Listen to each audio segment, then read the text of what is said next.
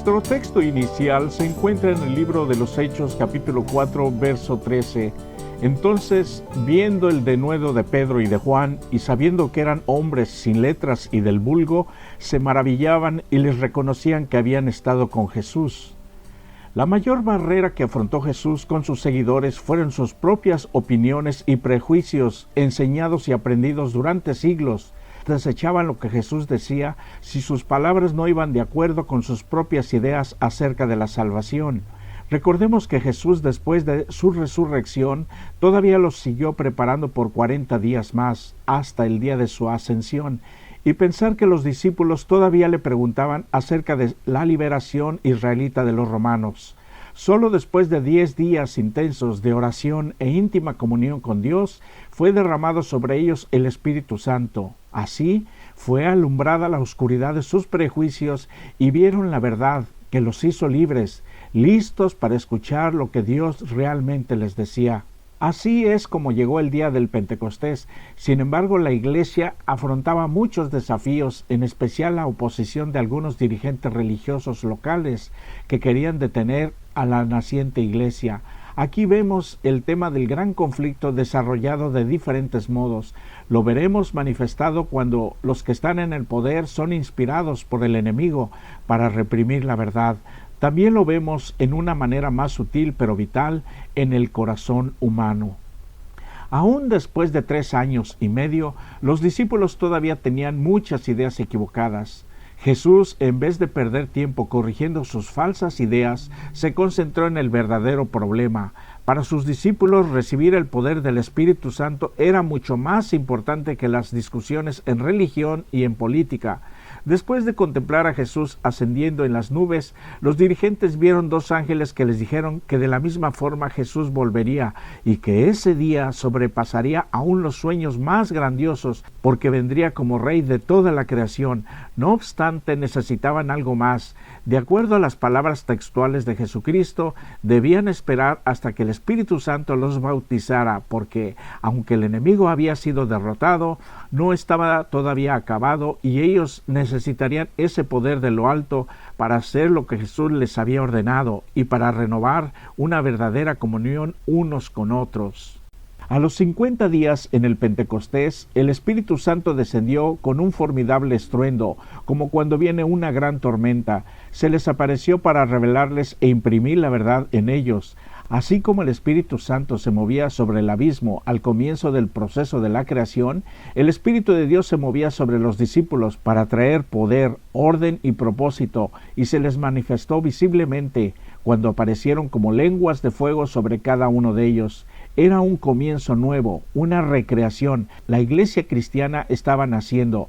Mucho antes, algún tiempo después del diluvio en la Torre de Babel, Dios confundió la lengua común de ellos y los esparció sobre toda la faz de la tierra.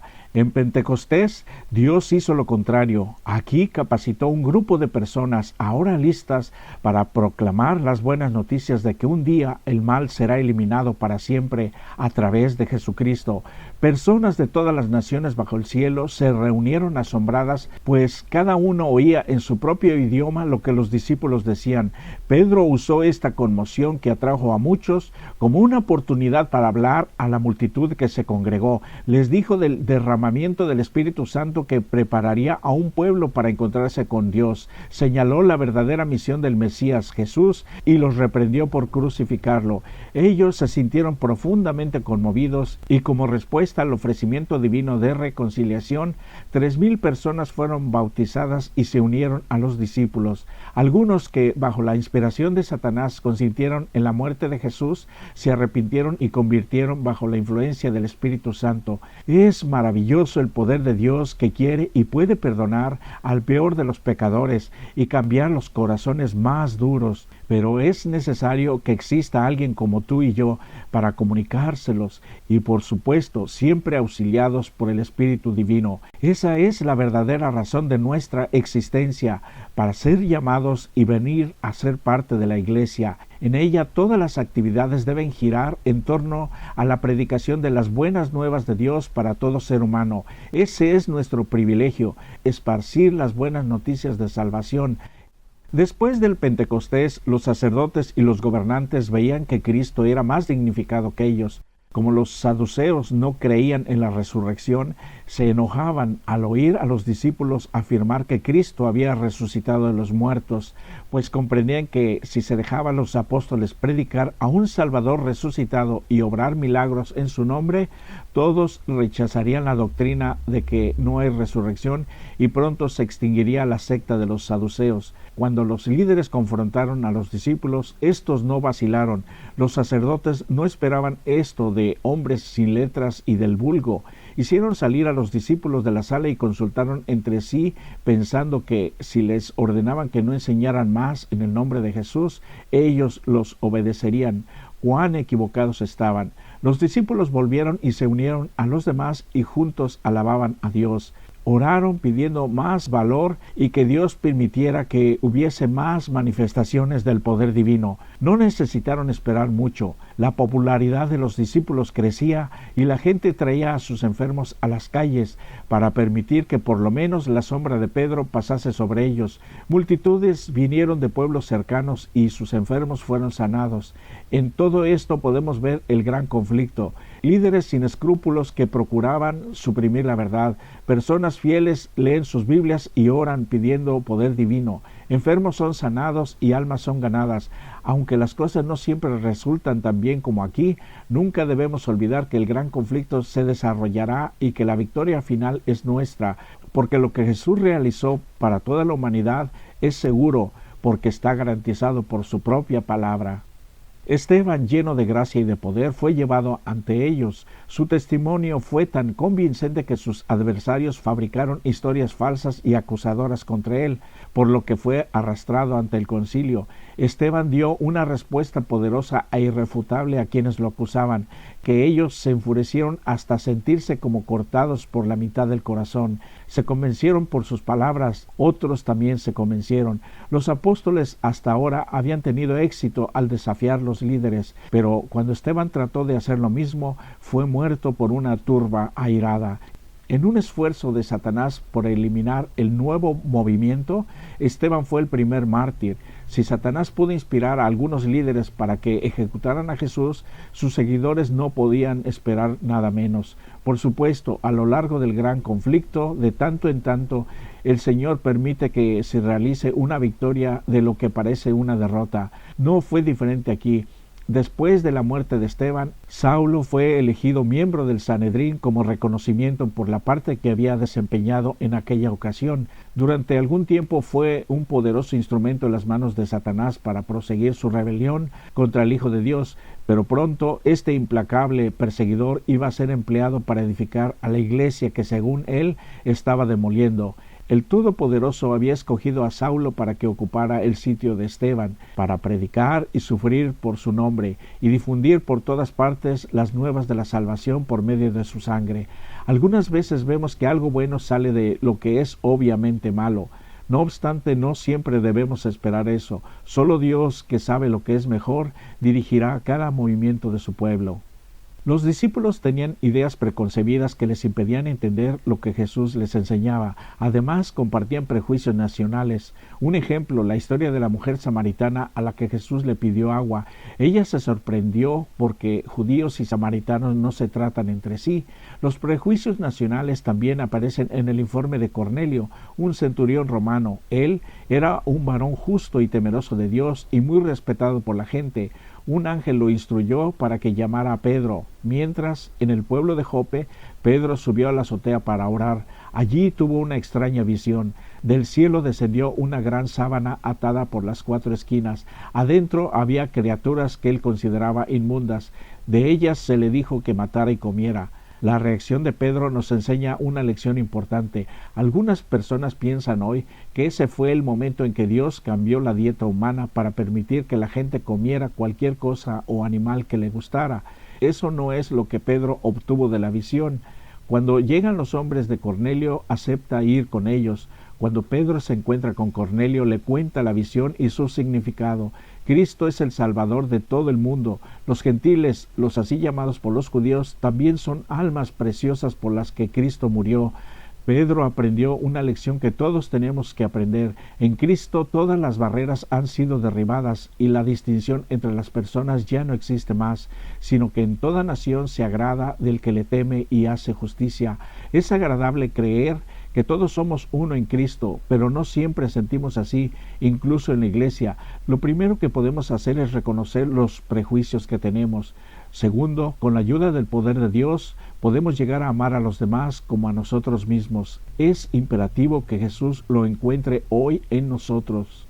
Los prejuicios son producto de una mente perezosa. Se juzga por adelantado, se desdeña, se rebaja o se enaltece ante nuestra propia opinión a alguien antes de conocerlo bien.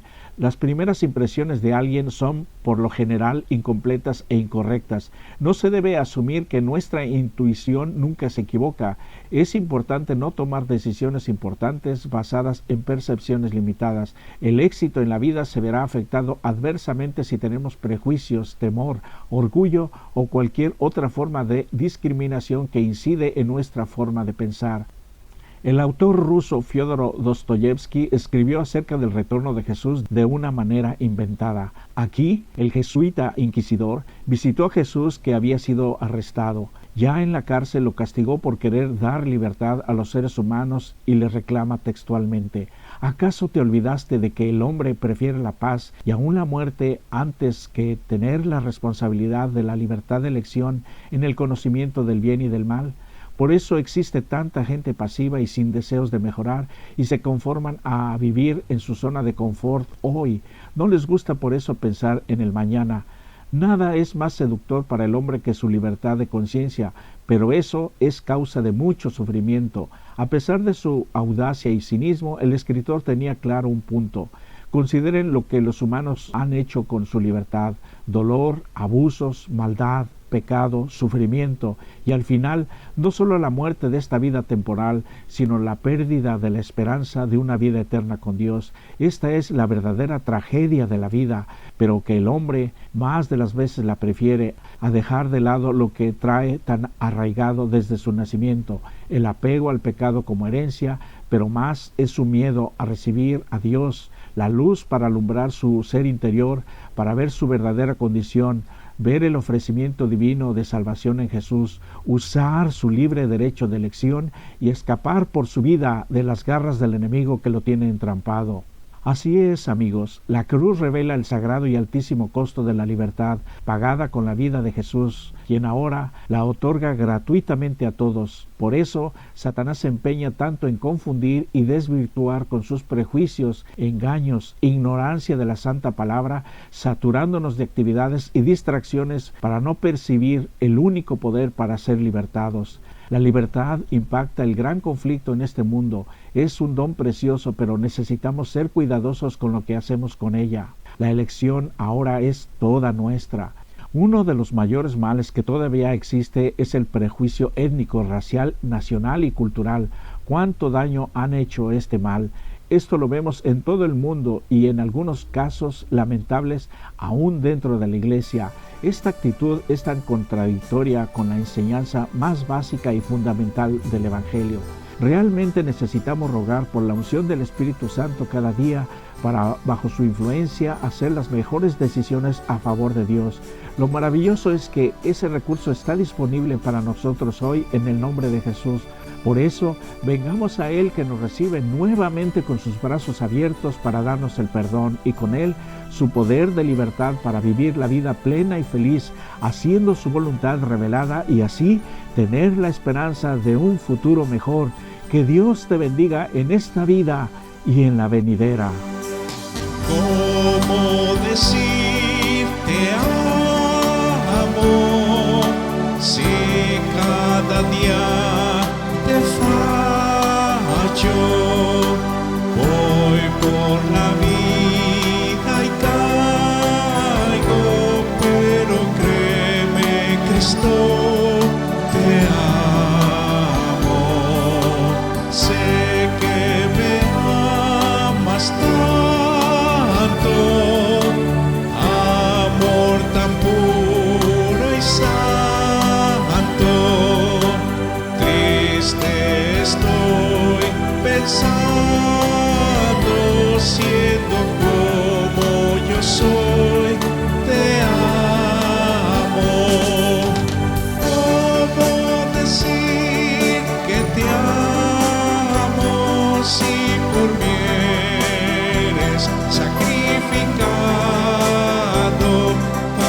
pagaste el precio de mi pecado. ¿Cómo decir que te amo? Lávame, Jesús, de todo mi mal. No quiero seguirte negando. ¿Cómo decir que te amo? Veo en tus ojos llanto. Si como ayer me aparto cuando veo tu mano llamando. ¿Cómo decir que te amo? Te oigo decir hasta cuándo. No puedo más, te llamo. Perdóname, Jesús, yo te amo. ¿Cómo decir que te amo si por mí eres sacrificado? Pagaste